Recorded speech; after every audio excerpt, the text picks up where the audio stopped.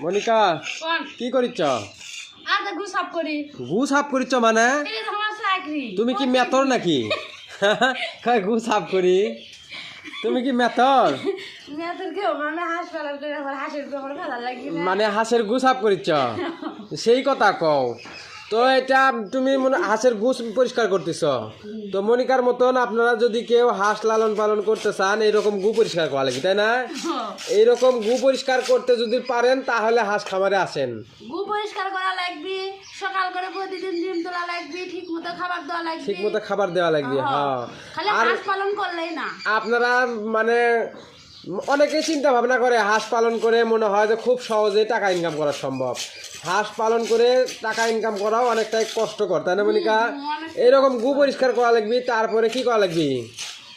তারপরে তোমার ডিম তোলা লাগবে সকালে, তারপরে সকালে দুপুরে বিকালে 3 বেলা হাঁস আদার পানি দেওয়া লাগবে, তাই না? এক সপ্তাহ পর পর এই একটা পুরো ঘর সাফ করা লাগে। মানে 1 সপ্তাহ পর পর এই মানে হাঁসের গু পরিষ্কার করা খুব কষ্টকর, এটা না? কষ্ট, এদের মধ্যে আর কোনো কষ্ট নাই কে না।